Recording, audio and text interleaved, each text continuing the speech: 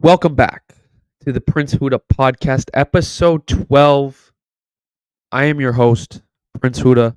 It's been a while. Let's address it. There's two elephants in the room today I want to address. First off, I will not be introducing my co host today, Coach Chippy. He couldn't make it today, and that's okay. He's got a lot going on. I got a lot going on. And that brings us to elephant number two in the room. It's been a while. The podcast has been a little inconsistent, not my best effort. If you follow me on socials, still posting videos every single day, Instagram, TikTok, even YouTube shorts now. But the podcast is something I started late last year, really wanted to dial into.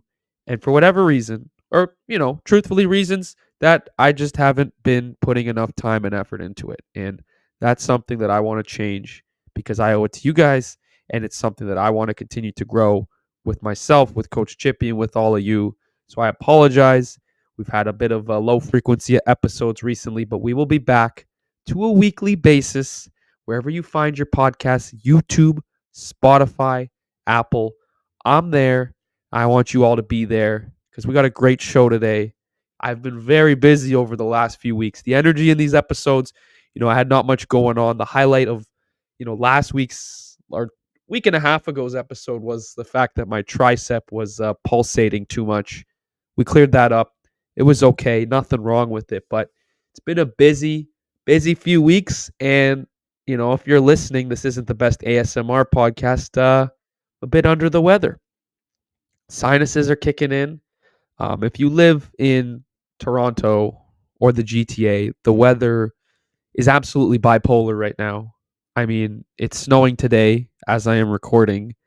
Last week it was 20 degrees Celsius, not Fahrenheit.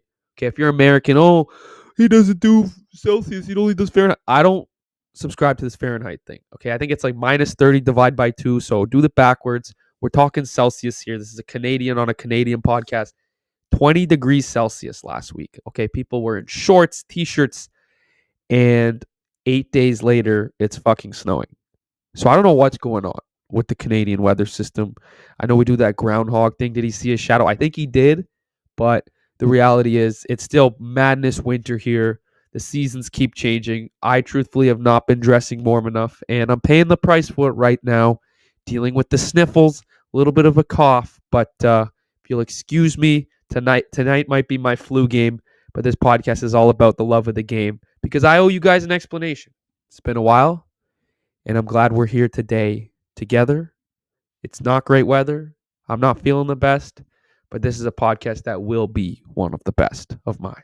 So if you'll excuse me, grab a sip of water, because if you're listening, you don't even know that. If you're watching, you'll see it, but if you're listening, you don't even know. A lot going on in the life of Prince Huda the last few weeks. A lot going on. Voice is a little bit raspy. Also, because this week I got to attend AEW Dynamite live from Toronto. That is a wrestling company. A lot of people don't know. There's WWE, WWF back in the day. That's the big, global, that's the McDonald's of professional wrestling, okay? But now we have AEW. It started a few years ago. A couple big names from the WWE in that promotion. One who I met this week, but we'll get into that. And they have a TV deal and they've started doing some good shows. And they came to Toronto this week. They're at the Coca-Cola Coliseum for their weekly show, Wednesday Night Dynamite. So, WWE, you have Monday for Raw, Friday for SmackDown. These guys were on Wednesdays. So I got to go, and it was fucking awesome. I mean, I love going to wrestling shows. I know we talk about wrestling a little bit on this podcast. Kind of dove into it with Chippy. He's on the surface. I think if he came to that show, he'd be fired up. But I love that, going to shows. I just think it's so funny. The crowd participation is amazing. I mean, it was probably 8-ish or so thousand people screaming, cheering, booing. I always find it funny when they have the chance of like, you fucked up. Holy shit. Like the swear words. It's always so funny seeing one of the chants is you sick fuck. And I got to see an 8-year-old kid with his dad chanting in unison, you sick fuck, at a wrestler. And that was pretty funny. I like watching, wrestling. Now that I know, okay, it's fake. Why do you like that stuff? Because I appreciate the athleticism of it. And just because the guys in the ring know who's going to win, I'm a fan. I don't know who's going to win. So I love watching that stuff. So I had a great time at AEW. One of the big names in AEW that used to be in the WWE, you may know him, Edge, the rated R superstar. You think you know me. That guy. I got to meet him this week before the show, which was freaking awesome. Company I work for, shout out Sports Interaction. They were, Edge was doing Adam Copeland is his name because Edge is this WWE name. He was doing the media rounds, talking to some promotions to kind of get the buzz out there about the show in Toronto. And so I found out on Monday that he was going to be coming into the office Tuesday. And I was jazzed up. We talked about this a few episodes ago, how to move around celebrities, how to move around famous people being in the space. You don't want to be an absolute fangirl. Oh my God, I'm your biggest fan. I love this about you. They don't want to hear that, right? They want to have a genuine conversation, but it was a little tough to do that because you know how big of a wrestling fan I am. So, but he was super cool. He was dope. He walked in, and so I got a video of like him walking in, and no one really told him we were filming. And then he like kind of looked at the camera and gave me like a smile. And then as he's walking away, he goes, "Did you get a good angle?" And I was like, "Okay, good. Climate is cool. He's cool with this stuff." Because I wasn't sure if he was pissed that I was filming. And he's just like, "You get a good angle?" I was like, "Yeah, I got a good angle." So he came in. There's a clip up right now on Sports Interaction socials. It's pretty cool. He's a big Leafs fan, as I am here. You can see the hat right behind me. This guy's an insane Leafs fan. Like, he's got like the belt that they give out in the locker room, the shrine, all that stuff. So he was talking some hockey, talking some Leafs. He mentioned that a couple of the wrestlers are in a fantasy hockey league, which I think is hilarious. It just makes them feel more down to earth. And so he did an interview with one of the guys on our team, and then he was leaving, and then, Prince has to be the guy. "Sorry, can I get a picture?" And I put the picture on Prince Hudda Instagram and TikTok. You can see it right now. He was dope. He's a big motherfucker, that's for sure. Big, tall guy, big, strong guy, strong handshakes. You know what I mean? That's the thing. Like, I always try to like squeeze a little bit to show like, I'd like to think I have big grip strength, but a lot of these wrestlers and celebrities, like, they got big hands. Like, I remember when I met Leon Draisaitl, he's got a big hand, and these handshakes are tough. So I try to give a little squeeze back, let him know, hey, like, I lift too. I lift a little bit too, right? So try to give back to them and give me a good handshake. So we got a picture, and then old Prince trying to be, trying to stir the pot a little bit, being myself. So Edge used to be, or Adam Copeland was part of WWE last year, and they did a show in Toronto in August that I went to, and it was like his 25th anniversary, and it ended up being his last match with the WWE. And so the rumor mill on Twitter and like Instagram, like all the social media speculation was like that was his last match. So even though the company never said it was his last match, it was pretty much assumed, right? So I saw him and I was like, "Hey, like, I bought a ticket to a show, SmackDown last year in August, that was supposedly your last match, and here you are less than a year later in Toronto wrestling again." And without a hesitation, he goes, "No, I never said it was my last match. WWE never said it was my last match. It was my 25th anniversary." And he goes, "You weren't listening." And he just threw it right back at me. And I'll be honest, that stumped me. It popped the room. They're all having a good laugh. And I was just like, shit, man, he got me. I thought I could stump him there, feeling like a smart ass. And he gave it right back to me. And so I couldn't do anything but just sit there and go, shit, man, rated R superstar. Witty on the microphone, as I've known all these years, just gave it right back to me. So that was a pretty funny moment, but great meeting him. Super cool meeting a wrestler. I've never met a wrestler before. So I've met hockey players, which are cool. I never met a football player, never met a basketball player, but meeting Edge, the rated R superstar, that was super, super cool. I know his name's Adam Copeland, but I know him as Edge. I actually believe his Funko Pop is somewhere on this shelf here. I think it's in the back. For those listening, if you've watched the show on YouTube before, I collect Funko Pops, and I have a ton in my background. I believe there's one of Edge or Adam Copeland somewhere back there. We got Undertaker, Snoop Dogg, Batman. You can see Wayne Gretzky's up there, The Rock. So got a lot of cool stuff. If you've never seen the show, and you've only listened, if you check it out on YouTube, take a look at my background. I started collecting those, I think, because I remember I had like an internship at an office, and one of the guys that sat across from me, he had a Batman and a Robin one, and he just propped them up on his desk, and I was like, "What is that?" He's like, "Oh, it's a Funko Pop." Or sorry, Pop Funko. I keep saying Funko Pop. Pop Funko is the brand. I'm such a collector, I don't even know the name, but he had two of those on his desk, and I was like, "Oh, okay. Those look cool." And so I started exploring. They had wrestling ones, they had hockey ones, basketball ones, celebrities. So I just started collecting them. A lot of people say, "Oh, don't take them out of the box, leave them in the thing." It's like, no, like I got these shelves behind me that I got to do something with. You know what I mean? We got the Style and Flow hat up there. We got the Patriots logo here. So, let's put some personality, let's put some pizzazz behind me. Really show the real Prince to the people. And so yeah, I have an Edge one. I got to meet him. I'm thinking about it now. I wish I brought the box because I still keep all the boxes, and I would have brought it in and had him sign it, and that would have went up in value. But I try to play it cool, and maybe after the little cheap shot I tried to take, he wouldn't have been as graceful. But yeah, that was a cool thing this week, meeting Edge, going to the AEW show, something super fun.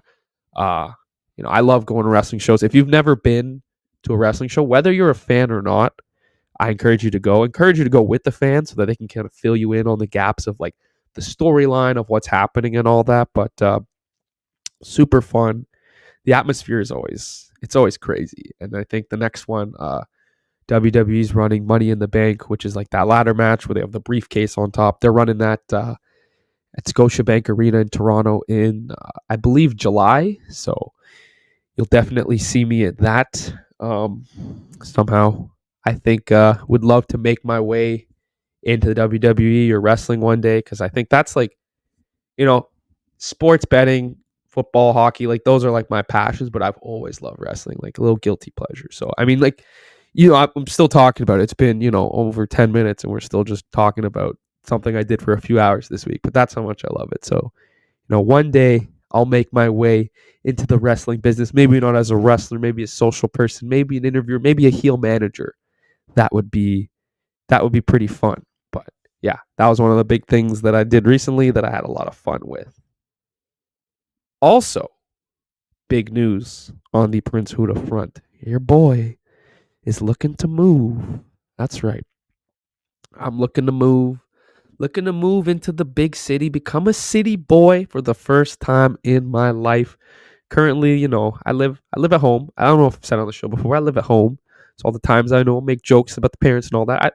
I'm dealing with that. I know it, but looking to move. So we've been looking to move with my cousin who works downtown. We're trying to live together. So we're looking at apartments right now, and it's real funny. I love watching those real estate shows where they like look at the apartments and right away whether or not you like it or you love it.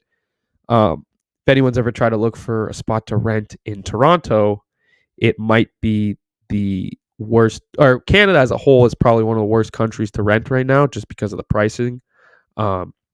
It's crazy what you're paying, what kind of space you get. And, I'm a creator, so obviously going to be making videos, going to be yelling at my phone, going to be reacting to bets. So want a little bit of space between the rooms because, I warned him, I'm a creator, I make a lot of videos, do podcasts, raise my voice a lot. So it would be tough, not tough, fun to live with me, for better or for worse. So it's just about finding the right place. We've been looking for a couple weeks now, just kind of touring apartments, seeing what we like, what we don't. A lot more of what we don't than what we like, I'll be honest. But I think that's the reality.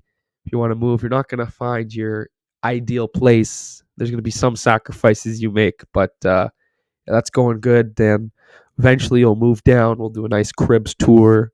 I wonder if the content will be any different. It'll probably be the same, but now having someone to hold the camera for me for certain videos like POVs or skits or kind of stuff like that, or more live streaming I think I'll do on TikTok. I've had some fun with those. I always seem to hit my bets when I go live on TikTok, so definitely want to start doing more of that. And the background will change. I'll probably bring the shelves and the Funkos, but yeah, that'll have to change as well. So yeah, looking for a spot. Being in Toronto a lot more with work and all the stuff going on, it's definitely opportune, and the time seems right. But I'll keep you guys updated on that one. But that's something I haven't shared with many friends, much family, just with you guys because you guys are my family. Prince Faithful. tentative name. I don't know. I think I was live one day or I was doing a story and I said Prince Faithful and it kind of stuck. I feel like you guys are faithful. We're approaching 2 years of Prince Huda picks, which is crazy. Well, originally Prince Huda picks, now the Prince Huda, which is crazy to think about. Um, Closing in on 4,100 followers on TikTok, almost 350,000 likes, which is insane. Instagram, we just passed 1,500, so moving the chains on there as well, especially with the news that TikTok might be banned in the US some point this year. That'll be interesting to navigate. But Instagram, we're churning away. YouTube, been posting a lot more videos on YouTube Shorts.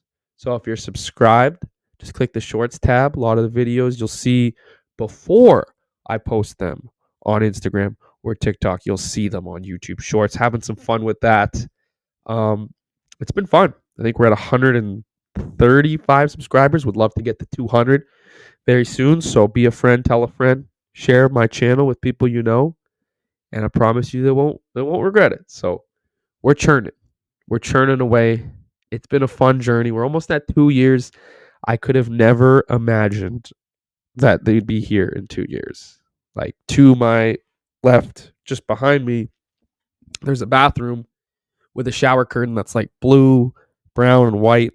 And that was where I filmed my first video, right in front of that shower curtain. So awkward, so anxious. I can't even go back and watch. Like, I challenge you, if you're listening to this and you're that curious, whether you're new or old, go back and watch one of my early videos. It is, I think it's cringe because it's me, but at the end of the day, it's just content. Like, I remember starting, and I think for like 6 months, or no, maybe not 6 months. Like, I started in May, I believe, and then probably when NFL season started was when I really started finding my groove, because that's what I love to talk about. And I think that was kind of when it clicked in my mind. I figured out a little bit what I was doing. But yeah, those first few videos, like zero emotion. Like, hey guys, I've never done this before, but here are my best bets for tonight's NBA. And I think I went 0 for 5 on the first video I ever put out. So Prince Huda picks at a start. That was probably a pretty good foreshadow of what the channel would become. But now I'm having fun, kind of branched off from betting. I do betting obviously with work, but posting content about sports and just comedy. I like making people laugh. Fun fact, whether you want to believe this or not, when I was in the 7th grade, we did superlatives in the classroom. Most likely this, most likely that. And I was voted most likely to become a stand-up comedian. So we live in the dream. I don't know. I would love to try it. Open mic night. I think that'd be fun. I don't like, you ever be in the shower and you think about some funny stuff. You're like, oh, this would be a good stand-up comedy bit. Like, I've done that before. And so I wonder if other people do that. I saw a thing the other day that not everyone has a voice in their head that talks, and they just have nothing going through their brain at all times, which I think is crazy. Like, even during this podcast, I'm talking and there's a voice talking to me, and it's just, I thought that was pretty normal. Apparently that's not, but maybe that's a sign of a genius. I don't know. I really, really don't know. But yeah, going back to what I was saying, almost approaching the 2 year mark. We'll do something special for the 2 year mark. I want to start giving back to you guys a little bit, giving away some prizes, and just show my appreciation to those that have been there forever. There's so many people I've met along the journey through TikTok, through Instagram, that have helped me kind of grow as a creator, done some collabs, and so they know who they are. I'll shout them out probably as we get closer to the 2 year mark, but appreciate everyone, whether you joined the Prince Faithful, a week ago, or you joined a year and a half ago. I appreciate you all. And we're going to keep going, right? I'm 24 years old. Prince Huda at 30. Hopefully married, maybe, but hopefully a big, big star. I'd probably put big star over married. I don't know why married came to mind first, Freudian slip, but big star first. That would be pretty cool. So yeah, a lot to look forward to from Prince Huda as we go. Currently March Madness, going crazy. I don't think I've won a bet inside of March yet. Right now, as I'm recording, I have Florida Atlantic University, who down by 4 points, 5 minutes left. Okay, so maybe they can come back, maybe they won't. But March Madness is so unpredictable. I put a future on Kentucky to win the whole thing. I put that future down yesterday morning, plus 3,300. So $10 bet pays out 330. They lost in the first round. So yeah, that's kind of like a summation of what my March Madness is really like. Um, I don't know shit about college basketball, admittedly, but I'd imagine anyone that's watching March Madness, 80 to 75% probably don't know shit about college basketball, but you're able to gamble during the workday. None of it makes sense. A lot of people riding the underdog trend, some people riding the favorites trend. At the end of the day, you win, you lose. It's really not 50-50. Anything can happen on any given day. So I love March Madness because of how unpredictable it is. I would argue March Madness is more exciting than the NBA, at least regular season. Like NBA playoffs is pretty crazy, but there's not much NBA regular season games that I'll watch where I'm like, wow, that was insane. Whereas March Madness, you have comebacks, buzzer beaters, upsets, no name players becoming somebody's. It's just unbelievably unpredictable. The NBA is somewhat predictable. I mean, we had a run of what, 4 years, 5 years where we had the same two teams in the finals every single year. March Madness, you don't see that. I think the last time a team won back to back was almost 20 years ago, right? So it's fun. If you ask me to name 5 players in the tournament, I can't, despite watching like 4 hours worth of games yesterday. I probably couldn't even tell you, but that's the beauty of it. It's March. It's madness. It's insane. And that's what makes it so much fun. So that's been taking up a lot of my time watching on TV. Also, 2 shows that I've been watching on TV recently. I think if you're a sports fan, you'll like one, and if you're just one of those weird drama people, you'll like the other. So we'll start with the first one. It's called Dynasty, not the show on Netflix with the girl from Victorious, the New England Patriots Dynasty. You see it right there. If you're listening, I'm pointing to my Go Pats emblem right above me. New England Patriots fan, ride or die. I love that show. It kind of gave insights into the 20-year dynasty the New England Patriots had from the year they drafted Tom Brady to the year he left. And it was pretty cool seeing all the stuff in the locker room.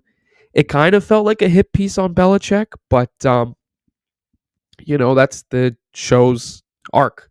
He did come off as quite an asshole, even when they had him on camera. So it's crazy to hear what Brady had to deal with during his time in New England. And it's crazy they won as much as they did during their time in New England. So one of the great shows. If you like football, you'll enjoy that show. Absolutely.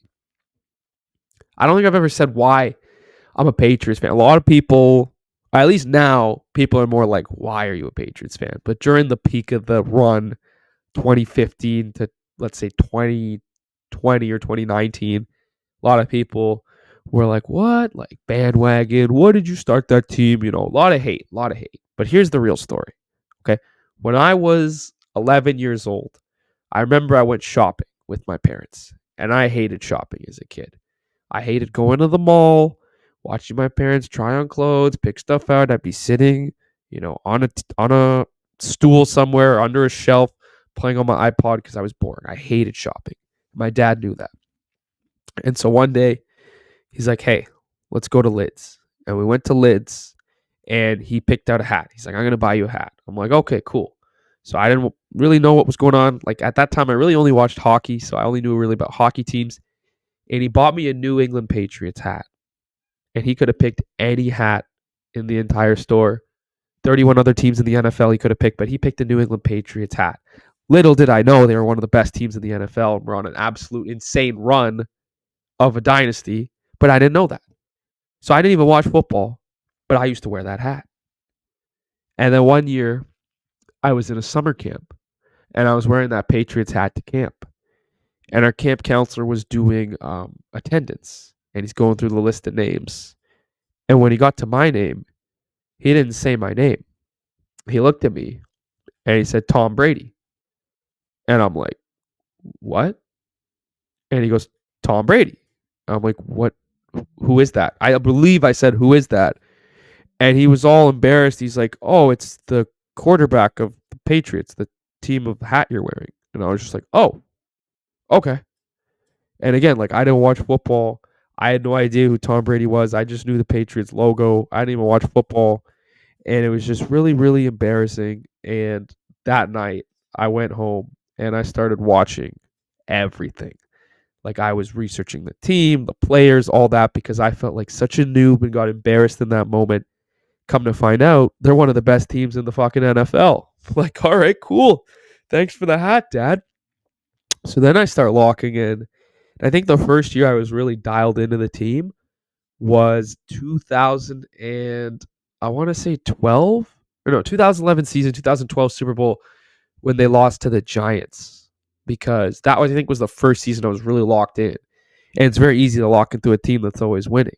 And I'll never forget one of my buddies at the time, Nick, shout out Nick, we made a bet on that Super Bowl for a whole dollar, a Canadian loonie. And that was the first ever sports bet I made in my entire life. And I lost, which I guess was a good preview for the rest of my sports betting career. But I'll never forget, we made a bet over Facebook. I can pull up the chat logs one day and show you. Over Facebook, we bet a single dollar on the Patriots versus the Giants. The Patriots ended up losing that game, but they won a few years later against Seattle, Atlanta, the Rams. So I saw them win a few in my heyday. And I think once I kind of told my friends that watch football that story, they're like, all right, that's your team. And the fact that they're absolute dog shit now, and I'm still a fan, I think is a test to the level of patience I have. And I mean, I've seen them win, so I'm ready to see a reset. Right now, I have absolutely no idea what the New England Patriots are doing. Like, I have no idea what the New England Patriots are doing. We went from one of the greatest dynasties of the 21st century across all sports to one of the worst franchises in NFL of the last 5 years. Okay, Belichick, terrible, tumultuous relationship with Brady, with Kraft. That show talks all about it. They got him out of there. Nobody in the NFL wanted to take on Belichick as a head coach. So what did that say about us keeping him on beyond his, I guess, usage or time to be an elite coach? Bring in Gerard Mayo. I like Gerard Mayo. I like Mayo. But I don't know what this team's going to do next year. Ton of cap space. Made a few moves for some guys that it's like, okay, sure. No real game-changing players. Re-signed a lot of pieces from the team that went 4-13 last year. So I don't know if that's supposed to make me feel better or worse. They got the third overall pick. It looks like it's going to be either Drake May or Jaden Daniels. If I had to pick right now, I'd probably want Daniels because we don't really have an offensive line. So we're going to need a lot of scrambling. So this team's going to be shit for a while. I mean, you look at the AFC. Josh Allen, Joe Burrow, Lamar Jackson, Patrick Mahomes, Trevor Lawrence, I think we'll get there. And then in the division, you got Aaron Rodgers, Tua. Like, they're going to be the worst team in the AFC East, maybe one of the worst teams in the AFC for the next few years. I think until Rodgers retires, the Dolphins and Tua finally reach that point where they split up, and Josh Allen will probably be doing his thing for a very long time. I think the Patriots' window to make playoffs in the AFC or even win a Super Bowl, that window's on hiatus for a few years, and that's okay. I saw them win in front of my parents. I saw them win in front of my family, and I always seem to clean up big betting on the Patriots whenever they were playing. I remember the year the Patriots had played the Falcons in the Super Bowl, the 28-3 comeback.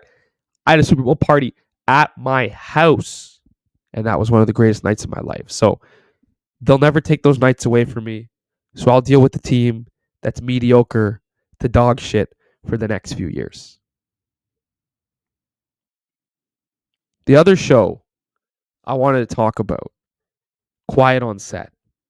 This show is absolutely insane.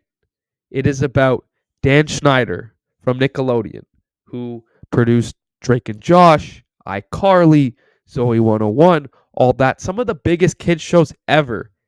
And all the crazy shit that went on behind the scenes at Nickelodeon. Like, this show is dark. The first episode, you know, some stuff here and there. Okay, that's pretty bad. That's pretty bad. But the more you watch, I mean, oh my God. Just Google that show or Google Dan Schneider if you don't want to watch the show. There is just so much to unpack there about how disgusting and messed up the Nickelodeon shows were back in the day. Like, when you're a kid watching them, you don't realize it, but there's so many things, clips that you see out of context on this show or scenes with stuff going on that you're just like, I didn't think of that as a kid. But now I'm watching it at 24, like, what the fuck? It's just gross. It's gross. And one of the weird things I do recall from watching iCarly, there was a lot of feet stuff in that show. A lot of times people's feet were out, doing stuff with feet, all that. Personally, I'm not a feet guy, but Nickelodeon Dan Schneider, definitely a feet guy because they go into the show, but all the weird stuff he had the characters say and do, and a lot of it revolved around feet. It was just like, ugh, like Nickelodeon, one of the most successful kids channels of all time, taking a huge hit with this show because a lot of this stuff is true.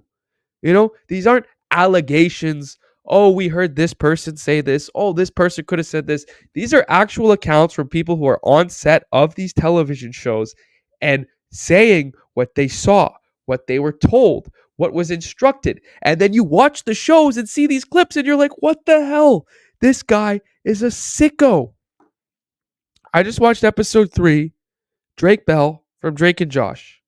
I mean, I wanted to go through the TV and give that guy a hug. I don't even want to say what he shared on that show, but you could just Google Drake Bell or watch the show for yourself. And I mean, man, the fact that what had happened to him, and he went on to film Drake and Josh and become this big star, unbelievable. One of those shows that you'll probably only ever watch once. You'll probably tell all your friends about it and then never want to think about it again. Quiet on Set. 4-part documentary. Definitely check it out if you were a fan of Nickelodeon in the day or if you like those weird, sick, twisted shows. Highly recommend.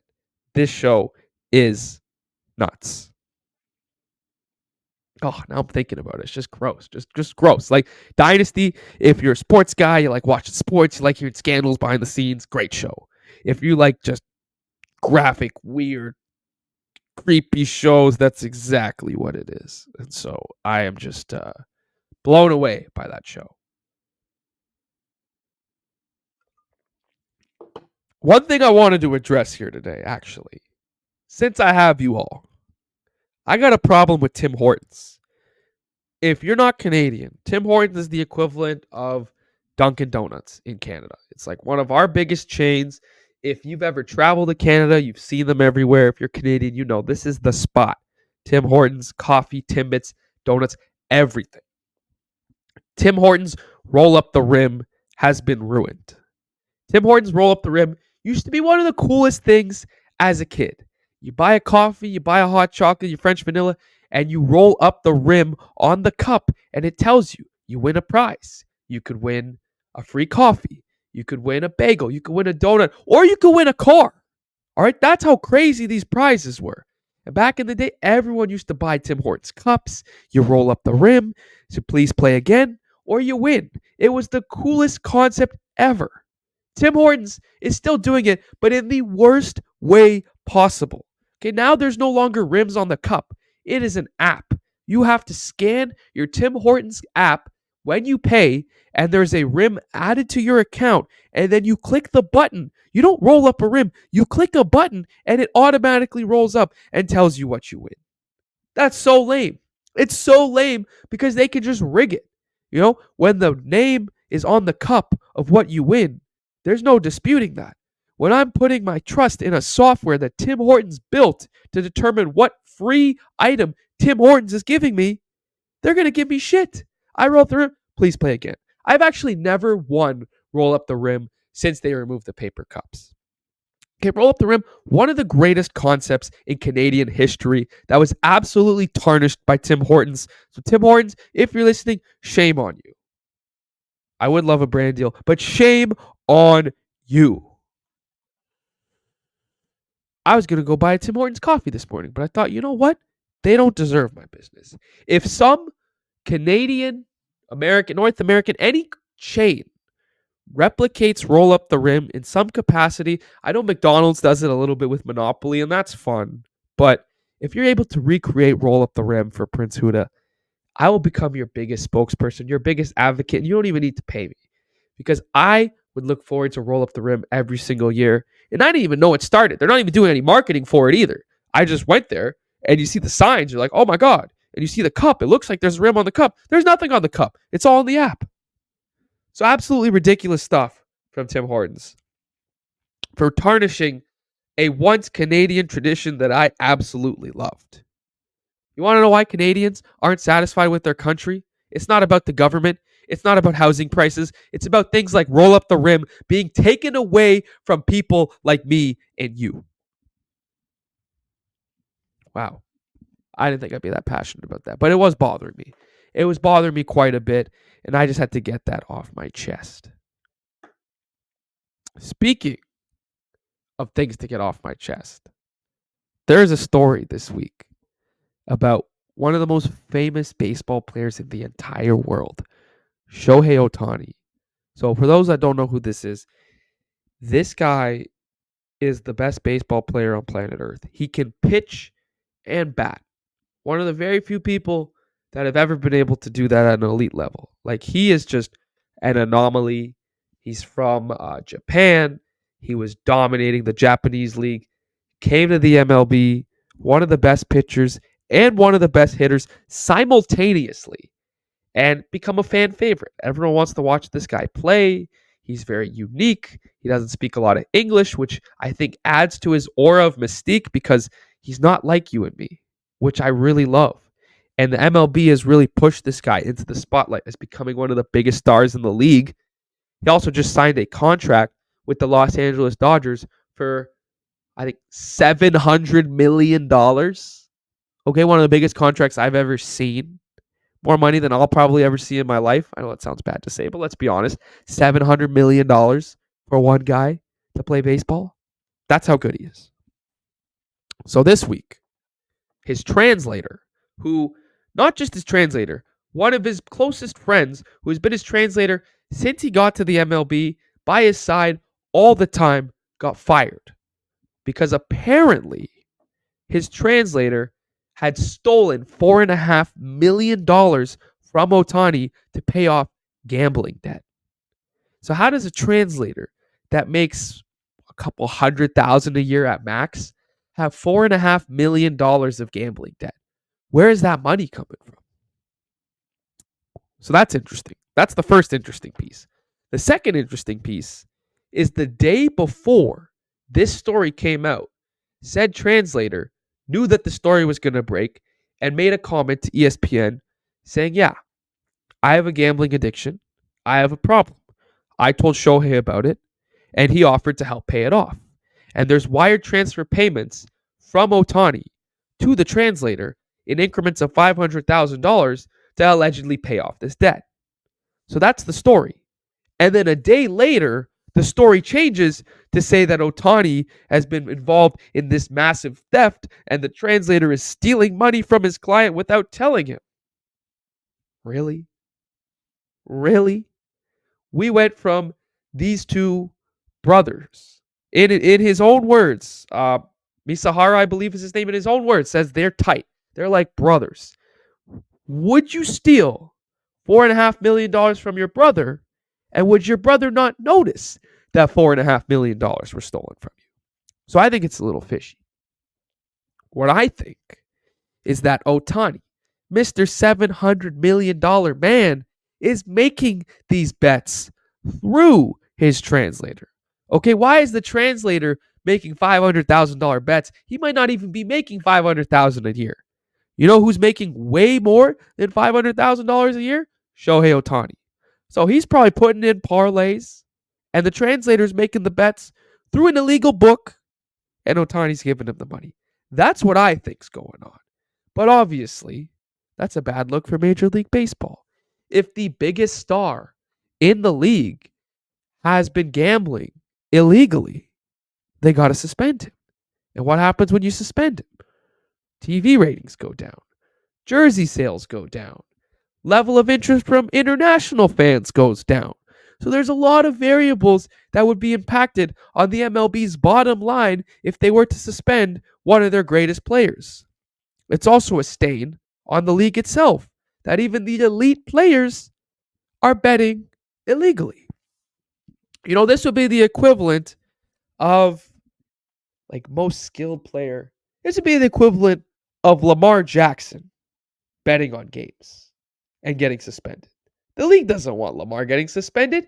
He makes them a lot of money. He's a face of the league. I'd say Ohtani. I was going to say Mahomes, but Mahomes has won a couple championships. Ohtani hasn't won anything, so I'd compare him to Lamar. But allegedly, these bets were placed on soccer. They were placed on football. They were placed on basketball. They seem to be placed on every single sport except baseball. How convenient is that? How convenient is fucking that?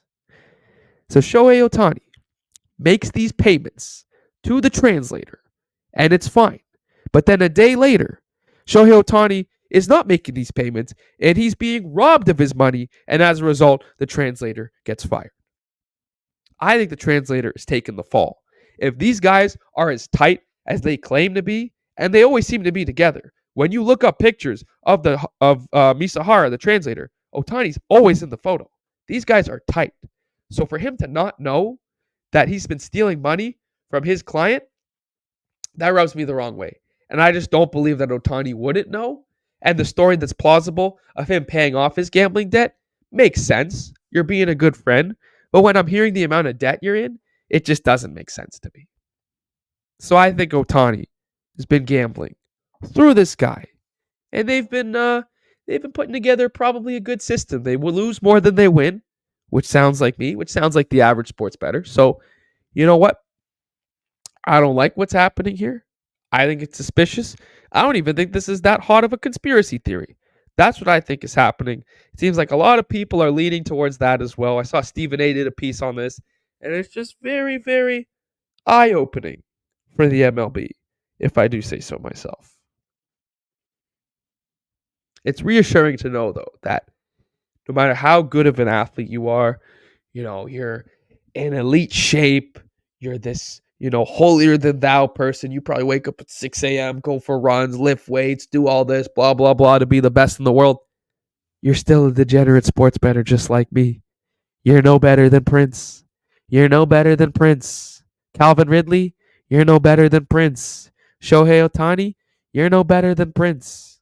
We're all degenerate gamblers. There's a guy on the Patriots, Keishon Boutte. If that's how we say your name, you're no better than Prince either. Athletically, sure. Physics, sure. But we're both degenerate sports bettors that love a nice parlay here and there. And that's something that can't be taken away from either of us. I love that. Like, just knowing you have stuff in common with professional athletes is awesome. I love seeing when they're my age. Like, this blew my mind today. I was looking up ages of professional athletes. Vladimir Guerrero is born in the same year as me. One of the best players on the Blue Jays. And Luka Doncic, the phenom of the NBA, is born in June of 1999, and I'm born in May of 1999. So I'm older than Luka Doncic. How crazy is that? In another life, we'd be boys. Me and Luka having some hookah, going out. That would be so much fun because he's a 99. He grew up in the same time as me in a different part of the world and probably at a different pace considering he was playing basketball. But maybe we'd be tight. See, when athletes are older than me, I don't think about it. And when they're younger than me, I don't think about it. Because when they're older than me, they're just older than me. Whether you're a year older than me or you're 20 years older than me, you're a pro athlete, older, I don't think about it. If you're younger than me, you just make me feel like shit. Okay, when I see a guy like Easton Cowan, who's like, 2003 born, 2004, lighting up the OHL and going to be a star on the Maple Leafs in the next few years. That makes me feel bad because he's doing that at a young age. And I wasn't doing shit at a young age. I was just anxious and socially awkward at his age. So that pisses me off. But when you're my age, I think it's pretty dope because that means he's a 90s baby like me and he's lighting up the league. It makes me think maybe I could have done that. I don't have the size or the athleticism, but I think I have the mental toughness. I think if I was born 6 feet tall and I had an ability to put on weight a little bit faster, I think I could have played. I don't think I could have went pro, but I think I would have played. I think there would have been a stage at some point in my life where maybe a day or a week where I was like, yeah, maybe I could have went pro. Probably not, but you never know. I stand by what I said back in, I believe it was December, that I could play quarterback for the 49ers with how good that offensive line was, with how good that offense was. I'm handing the ball off to CMC 30 times that game, and then I'm throwing one screen pass to Kittle, and that shows that I was on the statistical board. I know I got a lot of heat for that take. People call me an idiot. People call me a coward. And that's no disrespect to Brock Purdy. I love Brock Purdy. I'm a Brock Purdy believer now after what he did against the Lions, I believe it was. But to this day, anyone could go in that Niners offense and look really good, including an average son of a bitch like Prince Hudda. But we've got a lot of football coming. It's a weird spot. It's a very weird spot because NFL is my forte. Like sports betting, I think, is like the niche I've kind of started out in and then really branched into more NFL-centric sports betting and then kind of exclusively NFL. Hockey a little bit more now, thanks to Chip, really kind of brought me back into that, which I appreciate a ton. And sports betting, is always a part of each sport. But it's hard because it's like, pick a lane. I can't pick a lane. I like football. I like hockey. I like UFC. I like wrestling. And I like sports betting. There is an intersection of all of them in some way. But at the end of the day, I like all of them. So when there's no football on, I kind of lean off the NFL and go towards stuff going on in the NHL, in the NBA, in March Madness, It's March. Should I be doing content about March Madness? Or should I be doing content about Deebo Samuel changing his jersey number? Or should I do both, right? Keep my current audience that likes NFL and then add new people with March Madness. I just like to stay on top of the world because honestly, I love everything. Or UFC. I mean, UFC. Excuse me. UFC is going on all the time. If you want to see me do more UFC stuff, follow Sports Interaction on Twitter, Instagram, TikTok. I do a lot of UFC stuff with them because I love UFC too. But it's hard because you don't want to spread yourself too thin. Sorry, I've been talking for 45 minutes now. Voice is getting a little raspy, but on the topic of UFC, there is one thing that I want to bring up. I haven't seen Roadhouse yet with Conor McGregor. I've heard mixed things. I think I'm going to watch it tonight. Yeah, I'm probably going to watch that tonight. I'm excited. But Conor McGregor announces his return. Allegedly, McGregor-Chandler is taking place inside an octagon in the summer. Who cares? Who cares? It's crazy hearing me say that, but I think Chandler is just going to bounce his head off the canvas and we move on. The hype around Conor McGregor, unfortunately, is gone. His aura just doesn't feel there anymore. I'm going to watch the fight. I'm going to bet on the fight. And I'm excited to see him in the ring. But who cares? You know what I mean? Is that a main event of a big UFC card? I guess it depends on who else is in the mix at that time. But you look at 299. You look at 298. You look at 300. That fight wouldn't main event any of those shows. McGregor hasn't fought in a while. Chandler hasn't fought in a while. I watched The Ultimate Fighter. They built up a nice rivalry, but that was like a year ago. I'm more excited to see Jake Paul versus Mike Tyson than I am Conor McGregor versus Michael Chandler. I never thought I would say that. I never thought I would be more excited to see Jake Paul than Conor McGregor in combat sports. But here we are. Jake's been fighting a lot of bums, and now he's fighting a big time fighter in Mike Tyson. How is Tyson going to look? How is Jake going to look? How is this fight going to look? Whereas with Chandler and McGregor, we know how Chandler's going to look. McGregor, I don't think a lot of people expect very much from him, and it's probably going to be a quick night for Chandler knocking out McGregor. And I hate saying that, but that's just how I feel. The news came out this week, and I was kind of just like, okay, cool. I've been hearing about this fight for a year and a half. Is it actually going to happen in the summer? Dana hasn't said it. The UFC hasn't put out that graphic, but both guys are saying it. I would imagine, looking into the crystal ball, they would probably announce it at UFC 300 with like a proper promo, have them at a press conference, invite them to the show, because the pageantry around UFC 300 is going to be insane. So why not leave UFC 300 by announcing UFC 303 or 304 McGregor Chandler main event for no title? But I don't know. I'm more looking forward to Jake Paul versus Mike Tyson than I am Conor McGregor versus Michael Chandler. And I don't take that back either. It's crazy. I never thought I would say that, but here we are. It's a crazy, crazy world.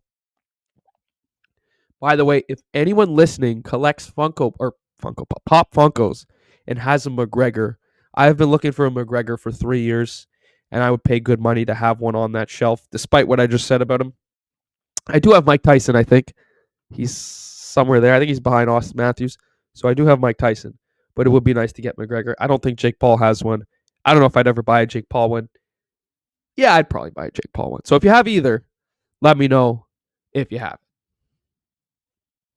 I think we covered a lot of ground today. I gave you guys an explanation of what's going on, why I've been away. Solo podcasts are different because there's no gaps in the conversation. You know, when I'm talking to someone, I wait, I listen. I do a lot of listening, and then I jump back in. Whereas here, it's just talking for 50 minutes. I hope you enjoyed it. I had a good time. I love doing this. I think doing this today made me realize how much I enjoy doing this and why I should keep going. I will be getting a new microphone because I know the audio isn't the best on this podcast. I know I'm competing with hundreds of thousands of sports podcasts. LeBron just started one. All these people have podcasts and they got much better recording equipment, but they don't have the personality I do. So once I get that recording equipment plus this personality, the sky is the limit. But I appreciate you all for listening and watching, and I appreciate your patience with me. It's been a busy few weeks. It's been a tumultuous few weeks. But I'm glad we got to sit down today, catch up, give you my takes on what's going on, and look forward to new episodes weekly. Subscribe, Prince Hudda Picks on YouTube, Prince Hudda Podcast on Spotify and on Apple. New episodes every week. Follow me on TikTok, The Prince Hudda, Instagram, The Prince Hudda, and second TikTok, Prince Hudda Sports. We're all over the place. But I appreciate you all hanging out with me today. Listen, subscribe, and I will see you all next week. Peace.